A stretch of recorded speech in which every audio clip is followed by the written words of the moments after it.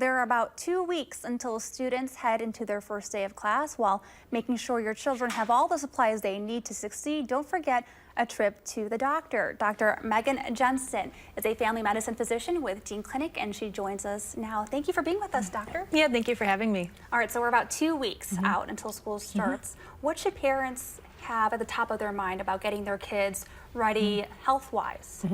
Yeah, so a trip to the doctor for their yearly physical. This is a good reminder to think about that. And we have a lot of parents bringing in their children this time of year, particularly kids who need sports physicals or who are starting kindergarten or 4-year-old kindergarten, and so are thinking about bringing their kids in for their yearly visits. What would you say, even if kids aren't taking part in those extracurricular activities, should they still get a physical anyway? Or Yeah, great question. Absolutely. So all kids should be getting physical exams. Those all the way down to newborns, young children, preschoolers, elementary, up to high school should be getting yearly physical exams, because at those visits we're doing things like making sure that they're growing correctly, checking their height and their weight, checking vital signs, making sure they don't have issues with high blood pressure or something like that, getting a thorough history on them, going through any medical issues that they have. So if children have asthma or allergies or other issues, we can help them with those.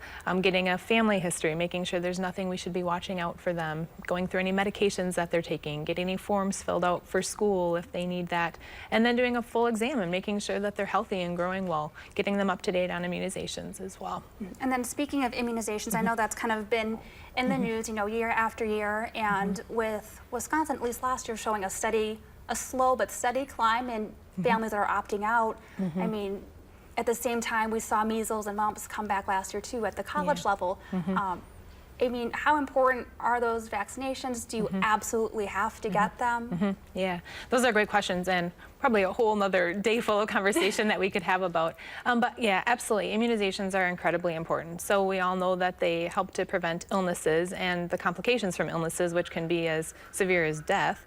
And so when families are opting out of those immunizations, they are putting their children and others around them at increased risk for getting illnesses. So they are not required in the sense that most of us will still continue to see patients and you can still go to school, but there are often forms that patients will need to fill out saying they're declining those immunizations.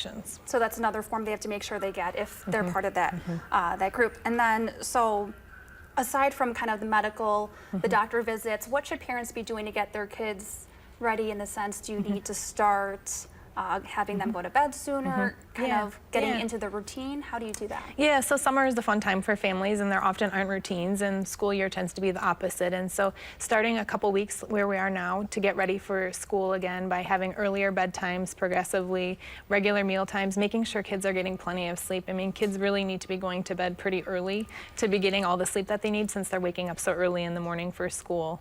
And practicing those daily routines, getting their teeth brushed, their hands washed, ready in the morning, getting dressed so they can get out the doors on time. So start that now, so you don't have to, so you don't wait until the night before and you're kind of...